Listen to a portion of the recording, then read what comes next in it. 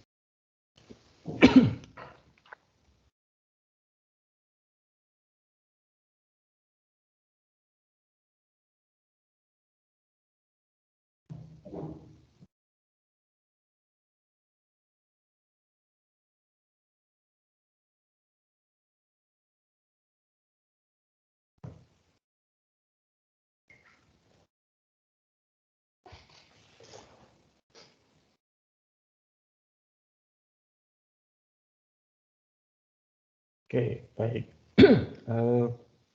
Bagi yang belum menyalakan kamera, silahkan segera menyalakan kamera.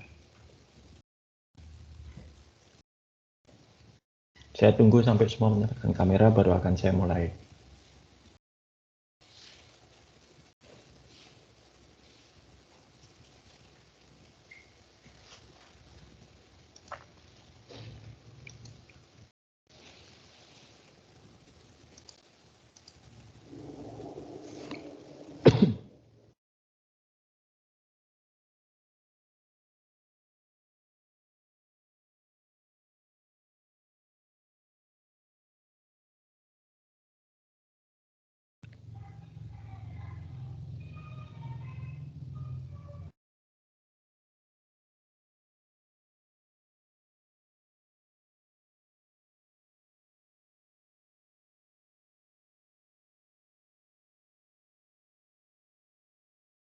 Oke, baik, selamat pagi semuanya.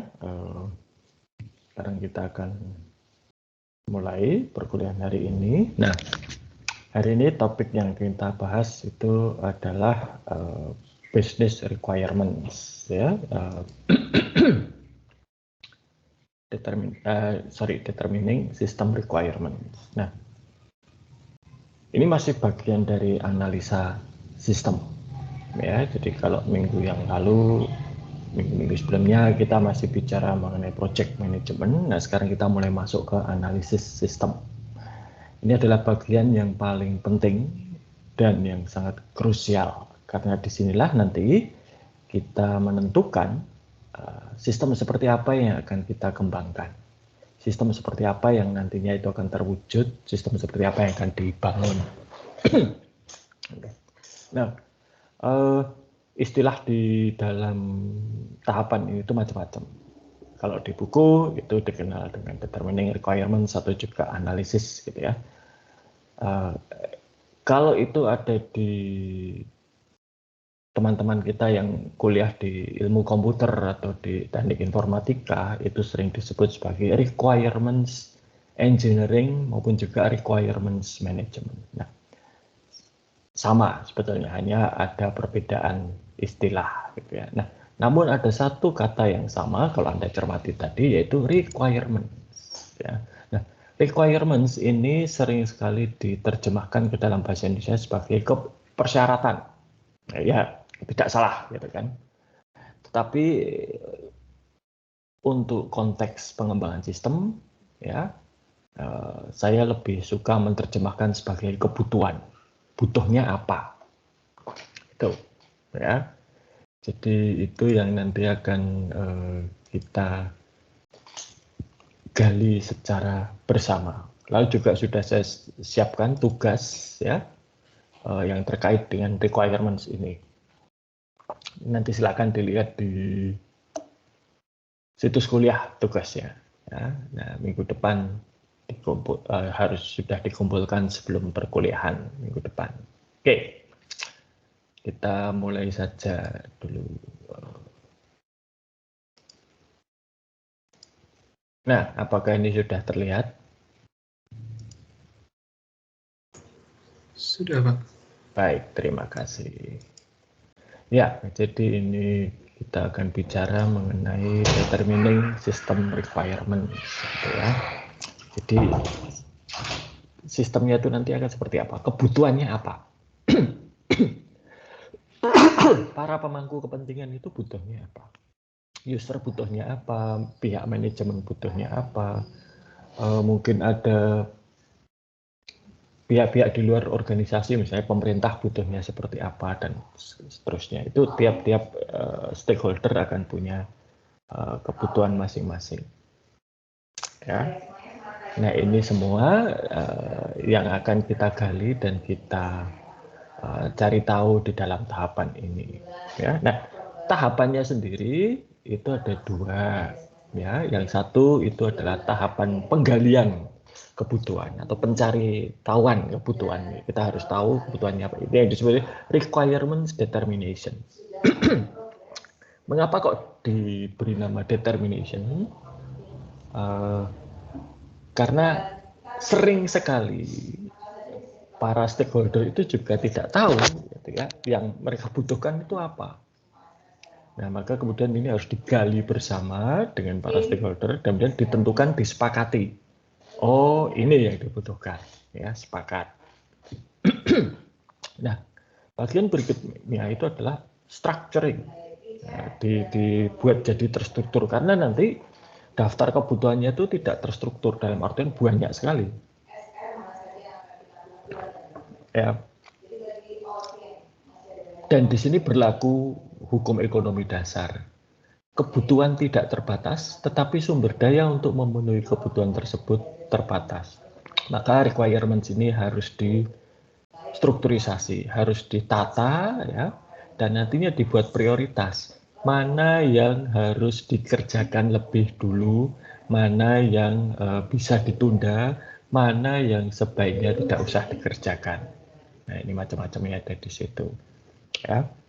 Nah, kebutuhan itu juga nanti ada dua jenis sebetulnya dilihat, yaitu fungsional maupun non fungsional. Kalau fungsional, itu terkait dengan kebutuhan sistem itu harus bisa melakukan fungsi apa saja.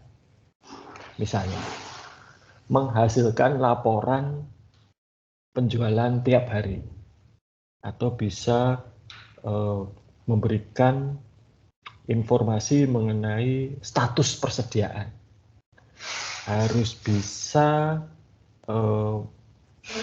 menerima pembayaran secara non tunai. Nah, itu adalah fungsi-fungsi sistem yang diharapkan akan terwujud. Ada juga kebutuhan atau requirements itu yang sifatnya non fungsional, tidak terkait dengan fungsi-fungsi sistem. Misalnya apa? Keamanan. Keamanan itu kan bukan fungsi, keamanan itu kondisi, gitu ya. Sistemnya harus aman. Nah, harus aman itu seperti apa? Misalnya hanya user yang berhak yang bisa mengakses sistem. Oke. Nah, di situ nanti harus ditentukan yang namanya user itu siapa. Misalnya sekarang kita lihat contoh di buku petunjuk pendaftaran kelas kalian, ya. Di situ ada satu requirement non fungsional, gitu ya. Hanya mahasiswa aktif yang bisa mendaftar kelas atau ikut KRS. Nah, di situ nanti kemudian mahasiswa aktif itu definisinya apa? Itu harus jelas. Kalau di dalam buku petunjuk pendaftaran kelas, mahasiswa aktif itu adalah mahasiswa yang sudah melakukan registrasi untuk semester yang bersangkutan dan sudah membayar SPP tetap. Itu adalah mahasiswa aktif. Bagi yang tidak registrasi dan belum membayar SPP tetap, tidak bisa disebut mahasiswa aktif, maka tidak bisa ikut KRS atau pengisian KRS. Nah, itu non fungsional. Non fungsional yang lain itu terkait dengan kinerja. Ya. Mulai dari enter sampai kemudian muncul fungsi berikutnya, atau misalnya kalau saya transfer uang itu dalam waktu sekian detik sudah harus selesai. Nah, itu adalah kebutuhan kinerja. Harus bisa menangani dalam 1 jam 100.000 transaksi itu kinerja, dan itu tidak terkait dengan fungsi sistem. Ya, itu terkait dengan non fungsional. Oke, nah untuk tugas itu nanti untuk minggu depan kelompok Anda harus membuat daftar kebutuhan fungsional. Jadi sistemnya harus bisa melakukan fungsi apa saja. Yang non fungsional tidak usah dulu. Oke. Jadi posisinya di dalam SDLC itu ada di sini, ya, analisis, ya. Dan ini sangat penting. Kenapa? Anda bisa melihat, ya, kalau analisis ini salah, maka tahapan-tahapan berikutnya pasti akan bermasalah. Ya. Kalau kita keliru di dalam menentukan sistem seperti apa yang harus kita buat, wah dampaknya panjang. Ya.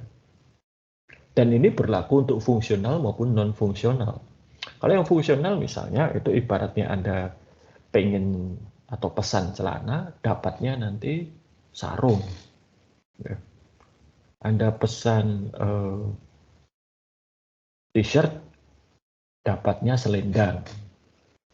Nah ini kan nggak benar. Keamanan yang non-fungsional itu juga sama. Kalau sampai salah di dalam menentukan atau menggali kebutuhan keamanan pada tahap analisis itu, nanti deretannya panjang menjadi tidak aman. Kebanyakan sekarang permasalahan keamanan sistem, kalau Anda lihat ada data bocor, ada sistem yang mudah dihack, dan lain sebagainya, itu terjadi karena pada tahapan analisis itu keamanan tidak dipikirkan atau tidak dipertimbangkan. Kebutuhan keamanan seperti apa itu nggak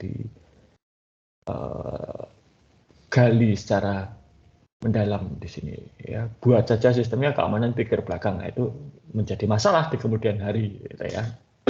Oke. Nah, sebagai seorang sistem analis, itu ya, ini tugasnya adalah untuk menentukan seperti apa kebutuhan sistemnya. Ya. Ini tugas sistem analis untuk menggali kebutuhan sistem itu seperti apa. Nah, di dalam fungsi untuk melakukan analisis ini, seorang sistem analis itu harus punya karakteristik sebagai berikut. Ya, satu, itu harus tidak mudah percaya. Ya. Bukannya kita menuduh para stakeholder itu berbohong, tidak. Tapi dalam prakteknya, sering sekali stakeholder itu hanya berfokus pada apa yang mereka pribadi butuhkan, bukan pada organisasi butuhkan. Ya. Jadi misalnya ini yang dulu menjadi kasus adalah Bank Dunia itu pengennya hanya sistemnya levelnya sampai ke kecamatan. Ini yang kasus PNPM ya, yang pengembangan sistem informasi untuk PNPM dari perdesaan. Bank Dunia pengennya hanya sampai kecamatan, karena prakteknya memang hanya sampai kecamatan. Tapi Kementerian Dalam Negeri itu pengennya sampai ke level desa. Karena mengantisipasi pada waktu itu undang-undang desa yang sedang dibahas di DPR. Ya, yang namanya pembahasan undang-undang di DPR itu sering sekali bukan hal yang pasti, ya. Tergantung prioritas dari pemerintah dan DPR. Ada rancangan undang-undang yang sudah bertahun-tahun tidak dibahas, atau pembahasannya nggak selesai-selesai. Ada yang rancangan undang-undang karena prioritas cepat sekali dibahas, bisa seperti itu. Nah, jadi sering sekali tidak. Dan kadang pemerintah dengan DPR berbeda pendapat. Ya, nah ini maka perlu pembahasannya lebih lanjut. Nah ini maka pada waktu itu Bank Dunia bisa dipahami kalau mereka ya fokusnya hanya kecamatan. Sedangkan Kementerian Dalam Negeri karena mereka sponsor undang-undang desa, ya mereka berkepentingan supaya sistemnya bisa mengcover desa. Kalau undang-undang desa itu disahkan dan dilaksanakan, yang sekarang berlaku ya. Oke. Nah, jadi karena dua hal ini tidak sama, ya, dua pihak ini berbeda kepentingan, maka kalau saya dulu tanya ke Bank Dunia, jawabannya, oh cukup sampai level kecamatan, gitu ya. Kalau tanya Kementerian Dalam Negeri, oh cukup sampai level, harus sampai level desa. Nah ini kan dua hal yang berbeda, maka tidak boleh percaya begitu saja. Harus di cross check, harus dikonfirmasi dengan sumber yang lain. Ya.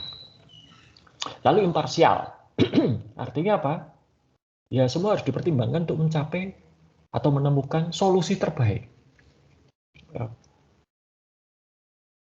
Jangan terpaku pada satu merek tertentu, satu teknologi tertentu, atau satu hal tertentu. Ya. Harus terbuka pada berbagai kemungkinan. Ini contoh yang bagus adalah ketika Android sedang dikembangkan. Ketika Android dikembangkan itu, referensi mereka adalah handset seperti BlackBerry yang ada keyboard fisiknya, tanpa layar sentuh. Tapi setelah melihat iPhone, wah, iPhone generasi pertama ya, tahun 2007, mereka, wah ini bagus ini. Maka kemudian berubah arah orientasinya menjadi seperti iPhone, pakai layar sentuh, keyboard virtual. Ya. Nah ini best solutionnya apa? Dan harus berasumsi segala sesuatunya itu harus mungkin. Ya. Bank Dunia pada waktu itu berkeras sampai kecamatan saja, gitu. Karena aturannya ini sampai kecamatan. Nah, tapi ada kemungkinan di masa depan undang-undang desa, maka itu harus dipikirkan. Solusinya ya kalau bisa desa itu nanti tercover, gitu ya. Dan harus detail, harus terperinci. Semua fakta itu harus dicek kebenarannya, kecocokannya dengan yang lain. Ya. Seperti tadi saya katakan, nggak bisa begitu saja percaya. Itu harus dirujuk, digali terus sampai ketemu yang benar. Ya. Dan harus berani untuk mengubah pandangan, harus berani untuk menemukan hal-hal yang baru. Ya. Oke. Nah, jadi apa yang kita harus pahami? Nah, ini komponen dari organisasi yang harus dipahami seorang sistem analis. Satu, tujuannya untuk apa sih? Ya. Sasaran utamanya itu apa? Dari keseluruhan proyek maupun keseluruhan organisasi. Ya. Lalu informasi apa saja yang dibutuhkan oleh tiap-tiap orang untuk melakukan pekerjaan mereka. Bank Dunia misalnya, apa yang dibutuhkan oleh mereka? Kementerian Dalam Negeri, apa yang dibutuhkan oleh mereka? Begitu seterusnya. Lalu datanya yang ada itu apa? Apakah volumenya besar atau kecil? Ukurannya bagaimana? Ya. Lalu proses transformasi data dan penyimpanan data itu di mana? Ini dulu sempat menjadi masalah ya untuk data ini, terutama terkait dengan kalau desanya itu ada di pedalaman. Yang mana kalau di pedalaman di luar Jawa terutama, itu jangankan sinyal, gitu ya. Listrik saja sering tidak ada. Maka ini perlu diperhatikan dan perlu diakomodasi. Ya. Ini. Lalu sering sekali data itu tidak mewakili kenyataan. Ya. Kalau seperti Anda lihat, misalnya dapat pakai Google Map gitu ya.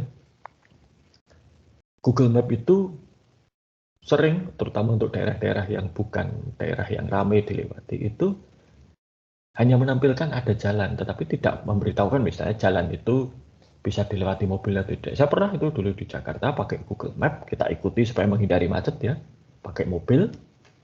Nah, ternyata ya benar jalannya memang tidak macet, tapi nggak bisa dilewati mobil. Itu hanya bisa dilewati motor, gang gitu ya. Nah, seperti itu. Nah ini jadi data dan juga realitanya ini harus dibandingkan. Ya. Lalu bagaimana data itu dihandle dan urutan-urutannya, mana dulu yang pertama. Misalnya kalau penjualan itu ada order dulu, baru kemudian bisa dilakukan proses. Kalau nggak ada order ya nggak akan jalan, dan seterusnya. Lalu kebijakan, aturan, maupun panduan yang terkait dengan aktivitas yang kita buatkan sistemnya. Nah, ini kalau kita membuat sistem untuk pemerintahan, berarti kita harus tahu ada undang-undangnya apa. Dan peraturan presiden, instruksi presiden, peraturan menteri, keputusan, dan lain sebagainya, itu harus kita ketahui. Karena tidak boleh melanggar itu. Ya. Kalau untuk bisnis, ibaratnya misalnya, Anda buat sistem penggajian, Anda harus tahu UMP-nya berapa. Supaya apa? Nanti gajinya tidak di bawah UMP. gaji di bawah UMP itu melanggar aturan. Ya. Atma Jaya itu karyawan itu punya koperasi. Ya. Lalu anggota koperasi ini bisa meminjam, nanti cara melunasi pinjaman itu adalah potong gaji. Nah, itu sebelum menyetujui pinjaman, koperasi konsultasi dulu dengan kantor SDM. Tanya, ini kalau cicilannya setiap bulan sekian, dipotong cicilan sekian, gaji karyawan ini masih cukup nggak take home pay-nya, gitu kan?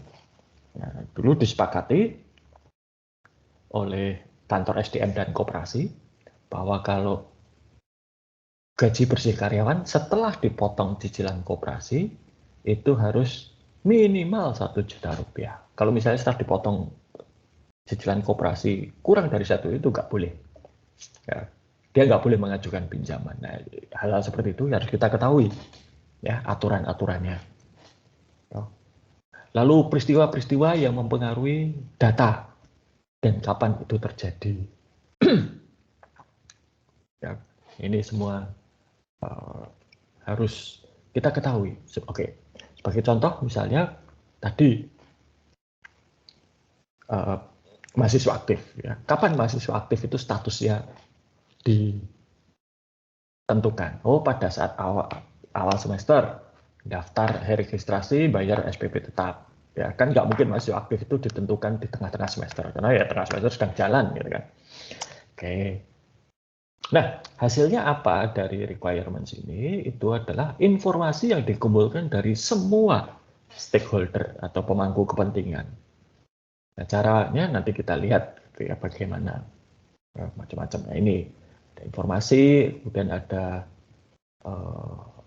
berbagai macam dokumentasi yang kita tentukan. Apa yang kita temukan misalnya formulir yang ada, laporan, ya prosedur, manual, job desk, dan lain sebagainya. Termasuk nanti ada flowchart dan dokumentasi-dokumentasi lain. Beberapa organisasi bahkan mereka juga punya laporan audit misalnya, itu kita baca juga laporan auditnya seperti apa. Karena laporan audit itu bisa menunjukkan adanya kelemahan-kelemahan di dalam pengendalian yang perlu kita perhatikan. Dan nanti sistem yang baru bisa menutup atau mengurangi kelemahan tersebut. Ya. Oke. Nah, bagaimana cara tradisional untuk mengumpulkan requirements-nya? Ada cara tradisional, ada cara modern. Nanti kita bahas secara khusus ya. Tapi kita mulai dari cara tradisional. Ini sebenarnya sudah pernah dibahas di SIA di bab 3 kalau saya tidak salah. Pertemuan ketiga nih. Kalau saya tidak salah ingat. Bagi Anda yang ikut SIA saya. Gitu. 1, interview. 2, itu interview itu bisa individu, bisa kelompok, ya. Kalau kelompok namanya focus group discussion, bisa observasi maupun juga bisa mempelajari dokumen tertulis yang ada. Nah, ini semua dilakukan karena tidak boleh hanya dari satu sumber saja. Oke, nah, kita mulai dari interview dulu. Ya, interview itu wawancara. Nah, wawancara itu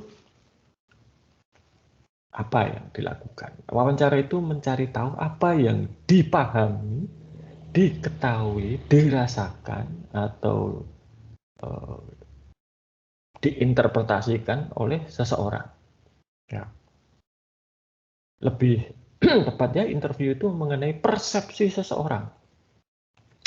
Nah, persepsi ini bisa beda-beda.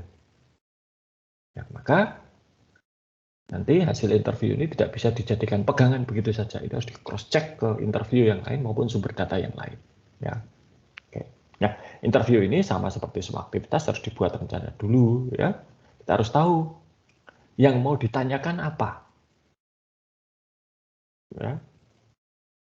Kita buat dulu. Supaya apa? Supaya informasi yang kita gali itu nanti semuanya lengkap. Kemudian siapa yang diinterview? Ini juga penting. Kalau itu sistem penggajian, apakah cleaning service perlu diinterview? Kalau itu sistem produksi, apakah satpam perlu diinterview? Nah, ini bisa dijadikan bahan dipertimbangkan, gitu ya. Kemudian kapan interview ini akan dilakukan? Ini harus ada ini ya, agendanya kapan. Siapa buat janjian gitu ya. Sebab kalau interview ini tidak direncanakan dengan baik, ya, Anda interview pas sedang, misalnya Anda interview bagian penggajian pada saat mereka sedang menyiapkan gaji bulan tersebut. Wah, ya nggak mungkin diinterview karena mereka pasti sibuk sekali. Anda wawancara orang akuntansi pada saat tutup buku. Nggak bisa juga, pasti, karena mereka sedang sibuk. Anda wawancara orang produksi ketika sedang dikejar deadline. Ya. Nah, waktu ini perlu diperhatikan. Ya. Oke, kemudian kalau dalam wawancara, Anda sebagai wawancara itu kuncinya satu, mendengarkan. Tidak boleh mengarahkan, tidak boleh mencela, tidak boleh menghakimi gitu ya, menyalahkan atau membenarkan, ya mendengarkan, itu nomor satu ya. Direkam kalau bisa, baik audio maupun video, dan kita buat catatan. Ya. Oke. Nah, interview ini bisa, nah pertanyaannya close ended ya, bisa open ended. Pertanyaan terbuka tertutup itu biasanya jawabannya sudah pasti. Jabatan Bapak apa? Itu jabatan biasanya sudah pasti. Usia itu sudah pasti jawabannya. Tapi kalau pertanyaannya, sebenarnya pekerjaan Bapak atau Ibu ini apa? Ya, apa tugas Bapak dan Ibu sehari-hari ya? Ini kan open ended, mereka bisa menjelaskan macam-macam, gitu ya. Oke. Nah, jadi ini panduan untuk interview ya. Satu, jangan sampai mengarahkan. Ya. Atau jangan sampai timbul kesan benar atau salah. Misalnya ini pertanyaan yang buruk itu seperti ini. Bapak senang nggak kerja di sini? Nah, itu pertanyaan jelek. Ya. Kenapa? Karena ada unsur senang dan tidak senang, gitu ya. Benar salah. Ya. Nah, ini bisa menyebabkan jawaban yang dimunculkan bukan jawaban yang kita cari. Ya. Tapi kalau misalnya pertanyaan harus netral, ya netral, pekerjaan Bapak atau Ibu ini sehari-hari apa? Bisa diceritakan nggak? Kalau cerita nanti. Nah, dari situ bisa dikejar gitu ya. Misalnya, oh saya menangani penjualan. Oh, penjualan yang mana? Dokumen apa saja yang dipakai? Bagaimana proses penjualannya? Sehari menangani berapa penjualan? Nah, hal-hal seperti itu netral gitu ya, terkait dengan fungsi mereka di dalam satu organisasi. Ya. Lalu juga harus ya mendengarkan ya, apa yang dikatakan, apa yang disampaikan. Ya. Nah, yang tidak boleh juga dilakukan itu adalah, terutama ini di tahap awal karena sistemnya nanti baru akan ditentukan kemudian, ya, kita tidak boleh memberikan indikasi nanti sistemnya akan seperti apa. Ya, karena belum, misalnya kita belum tahu sistemnya akan mobile atau desktop gitu ya, pakai smartphone, tablet atau pakai komputer biasa. Ini jangan pernah disebutkan. Oh nanti pakai tablet gitu, wah repot gitu. Nanti bisa harapannya kalau ternyata tablet tidak bisa dipakai, jadi masalah ya. Oke, ini kalau grup gitu ya, atau fokus group discussion. Nah, kalau individu itu masalahnya yang kelemahannya ya, interview individu itu seringkali pendapatnya berbeda-beda. Maka kita perlu waktu untuk cross check, perlu waktu untuk konfirmasi, verifikasi. Tapi kalau itu satu kelompok itu bisa langsung diverifikasi saat itu juga. Ya. Nah, masalahnya kalau kelompok itu adalah di dalam kelompok itu ada siapa? Kalau misalnya ada atasan, wah ini repot. Karena bisa jadi anggota kelompok yang lain menjadi segan untuk bicara. Atau kalau di dalam kelompok itu ada satu yang mendominasi diskusi, itu juga tidak baik. Karena yang lain tidak punya kesempatan bicara. Ya, jadi ini masing-masing punya kelebihan dan kelemahannya. Jadi berikutnya observasi. Observasi ini melihat satu proses dijalankan. Ya. Kalau interview itu kita berusaha mencari tahu apa yang dipikirkan atau yang dipersepsikan oleh seseorang dalam observasinya kita melihat satu proses itu benar-benar dijalankan. Seorang teller bank misalnya bisa Anda tanya, proses kalau store tunai bagaimana? Dia bisa cerita, tapi dalam observasi Anda bisa melihat apakah store tunai itu benar-benar seperti yang disampaikan oleh teller atau tidak. Ya. Nih, nah masalahnya sekarang observasi ini juga punya kelemahan. Satu yang disebut sebagai Hawthorne effect. Hawthorne effect ini adalah orang itu kalau tahu dia diobservasi, dia akan berubah, mengubah perilakunya sehingga tidak seperti yang normal. Ya. Ini bisa diatasi dengan cara apa? Ya kita terus-menerus melakukan observasi sampai yang diobservasi bosan. Gitu. Sehingga mereka kembali ke perilaku normal. Observasi juga punya kelemahan apa? Yaitu ini hanya bisa menangkap sekilas, ya, tidak bisa menangkap semua variasi proses yang mungkin terjadi. Ya, coba misalnya Anda mengamati teller bank, ya. Anda amati hari Senin itu paling sibuk, misalnya. Maka kejadiannya akan berbeda dengan misalnya hari Jumat, di mana itu paling sepi. Ya. Mungkin kalau pas sedang gajian, beda dengan kalau sedang tidak gajian. Ya. Jadi ini tidak bisa terus-menerus. Ya. Maka kita tidak bisa hanya menggunakan satu alat pengumpulan data. Kemudian kita harus juga mengamati dokumentasi. Dokumen-dokumen yang ada. Kita amati misalnya kalau setoran, itu formulir setorannya seperti apa. Yang kosong bagaimana, yang sudah diisi bagaimana, yang diisi dan benar bagaimana, yang diisi dan salah bagaimana. Ya, ini. Lalu kita juga bisa melihat standar operating prosedur tertulisnya itu seperti apa. Sering sekali prosedur tertulis dengan apa yang dipahami dan apa yang diobservasi itu berbeda. Jadi satu prosedur tertulis itu kadang dipahami berbeda dan dilaksanakan secara berbeda. Nah, ini bisa menimbulkan masalah sistem. Ya. Nih. Nah, nanti akan ada yang namanya formal dan informal. Formal sistem itu sistem yang seharusnya itu seperti yang tertulis dalam dokumentasi. Informal itu adalah sistem yang ketika itu dijalankan, ya seperti apa.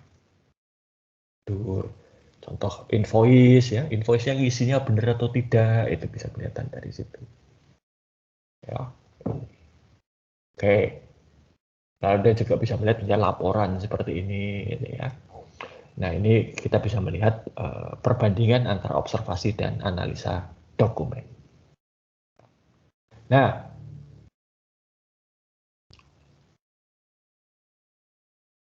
cara-cara tradisional tadi itu punya kelemahannya masing-masing, ya. Nah, maka kemudian muncul satu cara khusus, ya, beberapa cara modern gitu yang digunakan untuk ya kita mengumpulkan sistem requirement itu. Ya. Nah, ini yang terbaru itu ada yang namanya Joint Application Design. Nah, ini mulai dari tahun 70-an itu sudah dipakai. Joint Application Design itu semacam retret khusus, ya, di mana semua stakeholder yang penting di dalam pengembangan sistem itu dikumpulkan pada satu lokasi yang jauh dari tempat kerja, gitu ya, sehingga tidak terganggu oleh pekerjaan. Nah, siapa saja pesertanya? Ini ada pesertanya, ya, bisa dilihat. Nah, joint application, nah ini ruangannya biasanya seperti ini. Nah, ya, jadi Anda bisa melihat saling berhadapan-hadapan, semua bisa saling melihat. Tidak model seperti kelas gitu ya. Ini modelnya melingkar gitu ya, atau kotak gitu, sehingga semua bisa melihat. Dan ini juga punya pesan khusus dengan cara dilihat itu semuanya sama pentingnya, sama berharganya untuk proses pengembangan sistem. Ya. Nah, lokasi ini juga penting gitu ya. Lokasinya tidak boleh terlalu jauh sehingga mereka pulang perginya itu dari tempat tinggal ke lokasi ini bisa berhari-hari misalnya, atau terlalu mahal. Tapi juga tidak boleh terlalu dekat ke tempat kerja. Karena kalau terlalu dekat ke tempat kerja, nanti pas makan siang keluar balik ke kantor, gitu ya, nanti kembalinya. Kalau saya dulu ketika masih sering gitu ya, kalau lokasi kantornya kan di Jakarta, ya. Maka paling enak itu kalau join application day itu opsinya ada 2. Satu di Bogor atau di Bandung. Ya. Bogor itu sebenarnya dekat dengan Jakarta, tapi jalan ke sana sering macet, sehingga orang kalau dan cukup lama ya dari Jakarta ke Bogor itu, sehingga kalau sudah sampai di Bogor mau balik ke Jakarta untuk hanya 1-2 jam selama makan siang pasti tidak mau. Ya. Bandung, nah itu lebih jauh lagi, sama juga itu kalau macetnya luar biasa, sehingga 2 lokasi itu cukup ideal. Ya. Oke. Ya, kemudian ada prototype. Prototype itu apa? Atau sering dalam bahasa purwarupa. Sering sekali user itu juga tidak tahu atau stakeholder secara umum tidak tahu kebutuhannya apa. Jadi mereka itu abstrak gitu kan. Saya pengen sistem penjualan. Nah, sistem penjualan ini seperti apa? Nggak tahu ya, pokoknya penjualan gitu kan. Nah, maka ini perlu kemudian dibuatkan satu sistem yang sudah jadi gitu ya, sebagai contoh. Biarkan user berinteraksi dengan sistem ini. Mereka pakai lalu nanti bisa, oh saya nggak mau entry datanya pakai keyboard, saya maunya pakai scanner. Oh ya sudah, berarti harus pakai barcode scanner. Sistem yang saya maksud itu penjualan online. Nah, penjualan online kan bukan offline. Kita jadi pembayarannya jangan tunai. Oh berarti nanti tidak boleh pakai proses pembayaran tunai. Nah, hal-hal seperti ini tuh kadang user sulit untuk mengemukakan. Atau kalau mereka bisa mengemukakan itu dengan bahasa mereka, bukan bahasa sistem. Maka dengan prototipe ini diharapkan user bisa mengungkapkan sebetulnya yang kurang apa. Nah, ini, ya. Jadi ini prototipe itu bisa dipakai. Nah, prototipe ini ada 2 jenis. Satu evolutionary, yang kedua throwaway. Yang evolutionary itu sistem kecil, lalu user menguji coba, diberi masukan, nanti sistemnya makin lama makin besar, makin besar, makin besar. Ya. Dan itulah yang nanti dipakai. Yang kedua, itu throwaway, itu adalah prototipe itu hanya digunakan untuk menggali sebetulnya yang dibutuhkan itu apa. Ya. Nah, kalau sudah tahu ya nanti prototipenya dibuang, tidak dipakai lagi. Gitu ya. Jadi prototipe ini paling berguna kalau apa? Usernya sendiri nggak tahu apa yang mereka inginkan. Atau tahu tapi tidak bisa mengungkapkan dengan bahasa yang bisa dipahami bersama. Ya, maka perlu prototipe. Hanya sedikit user yang terlibat di dalam pengembangan sistem. Kalau usernya ribuan ya prototipe nggak bisa dipakai. Karena apa ya, nanti akan muncul banyak suara. Ya. Desainnya itu kompleks dan butuh bentuk yang konkret untuk dievaluasi. Tadi kalau terlalu abstrak user lihat data flow diagram, flowchart mungkin juga bingung. Anda saja mungkin juga tidak bisa langsung segera memahami. Gitu ya. Oke. Nah ini saya. Nah, disruptive teknologi ini penting untuk dibayar. Disruptive teknologi itu adalah teknologi yang mengubah tatanan, gitu ya. Ini perlu kita pahami di tengah jalan, apalagi kalau sistemnya itu cukup besar. Sering kali muncul teknologi-teknologi baru yang bisa mengobrak-abrik apa yang selama ini kita anut, gitu ya. Contoh handphone, internet dan segala macam, gitu. Sudah pernah dibahas di sini. Dan ini maka perlu untuk diperhatikan supaya perubahan-perubahan ini bisa diakomodasi, gitu ya. Oke. Nah, oke. Saya akan tunjukkan satu contoh, gitu ya, sebentar.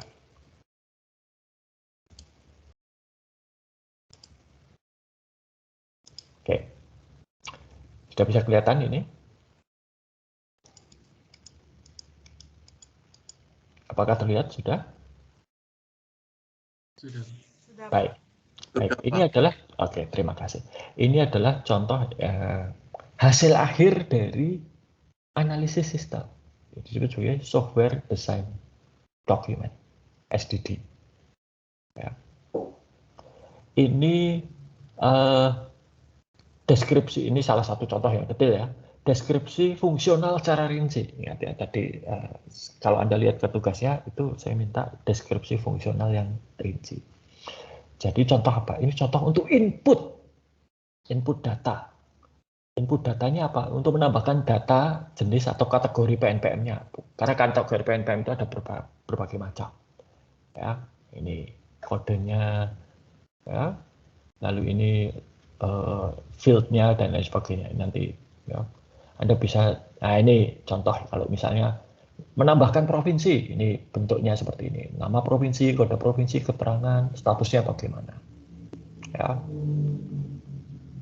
Lalu contoh yang lain, ini tambah data kabupaten, ya bagaimana bentuknya. Ini semua berdasarkan hasil analisa. Oke, sampai di sini dulu. Adakah pertanyaan?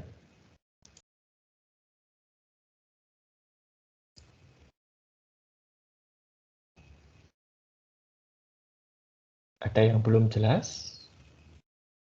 Nah, oke, sambil menunggu, ya, tugas Anda itu adalah membuat daftar kebutuhan fungsional, ya, yang fungsional. Jadi nanti sistemnya itu fungsi-fungsinya akan seperti apa. Nah, fungsi itu Anda bisa mengikuti alur input, proses, output. Ya, tuh, jadi inputnya apa saja, prosesnya apa saja, outputnya apa saja. Itu nanti merupakan kebutuhan. Jadi misalnya yang input harus bisa menerima misalnya pembayaran non tunai. Nah, pembayaran non tunai itu dari apa misalnya? Kita bisa pakai e-wallet misalnya, atau bisa pakai kartu debit, kartu kredit, ya, atau transfer bank. Nah, bagaimana mekanismenya? Prosesnya, ya, misalnya, kalau ada pesanan itu harus dicek dulu barangnya tersedia di gudang atau tidak. Kalau tidak ada, berarti harus ditolak. Kalau ada, terus ke langkah berikutnya seperti itu. Output, misalnya sistem ini harus bisa menghasilkan faktur. Nah, kalau transaksi sudah selesai, keluar fakturnya. Nah, faktur itu nanti informasi apa saja ada di dalam situ diserahkan pada siapa dan seterusnya. Itulah fungsinya. Nanti bisa dilihat, ya. Jadi nanti tinggal dilihat sistem yang Anda kembangkan itu masuk ke siklus pengelolaan transaksi apa? Pendapatan, pengeluaran, penggajian, manufaktur, atau yang apa? Dari situ bisa Anda identifikasi informasi-informasi yang dibutuhkan, proses-proses yang harus ada, dan seterusnya. Ya. Oke, ada pertanyaan sampai di sini? Oke, kalau tidak ada, kuliahnya saya cukupkan sekian. Ya, silakan dikerjakan secara kelompok dan nanti minggu depan kita bahas hasil kerja Anda. Ya. Selamat pagi dan sampai jumpa minggu depan.